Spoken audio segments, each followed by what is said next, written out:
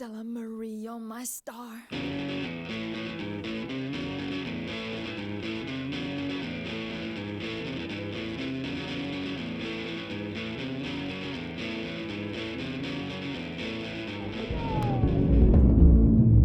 Oui, je suis une escorte.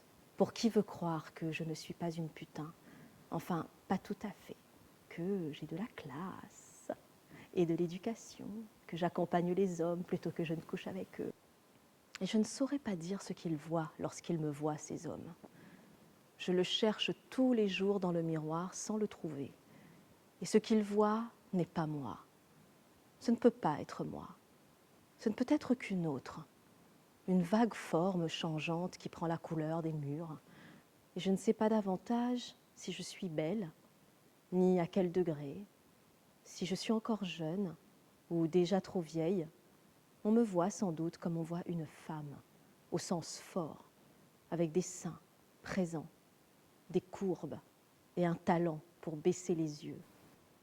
Et peut-être sont-ils misérables après tout, mais ce n'est pas important qu'ils le soient ou pas. Ceux qui payent seront toujours plus grands que ceux qui sont payés en baissant la tête. Et ce n'est pas moi qui le veux, c'est une loi de la nature. Il n'y a qu'à observer l'affrontement des loups entre eux, des loups et des lions qui n'en savent rien du jugement qui diffère selon les points de vue. Ils ne savent que ce que leur dicte l'instinct. Can you forgive me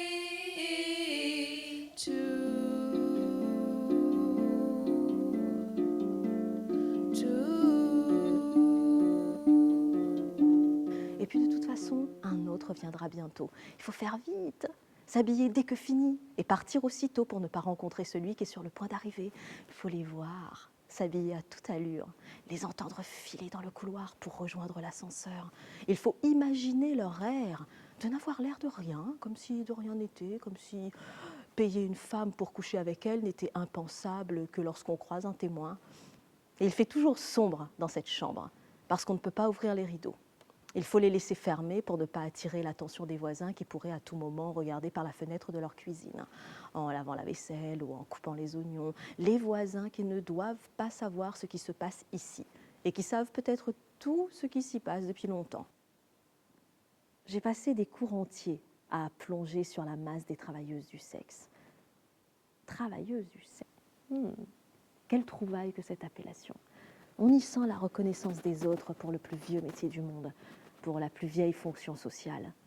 Mais j'aime l'idée qu'on travaille le sexe comme on travaille une pâte, que le plaisir soit un labeur, qu'il puisse s'arracher, exiger des efforts, mériter un salaire, des restrictions, des standards. Surtout se tenir droite et porter des faux ongles. Et cette peau, que faire avec ma peau sinon la couvrir d'une autre peau? Cacher ce qu'elle finira par montrer à la surface, les vénules et le luisant, et du silicone pour mes lèvres. Oui, l'argent sert à ça, à se détacher de sa mère, à se redonner un visage à soi, à rompre avec cette malédiction de laideur qui se transmet salement. Et tous ces enfants à naître, pour que ça puisse continuer, la vie et ses cycles, l'éternel retour du même, de la baise et du culte du beau, du culte de faire durer la jeunesse pendant la vieillesse, avoir 17 ans à 50 ans, comme les héroïnes de bande dessinée, comme Madonna, comme toute putain sachant putasser.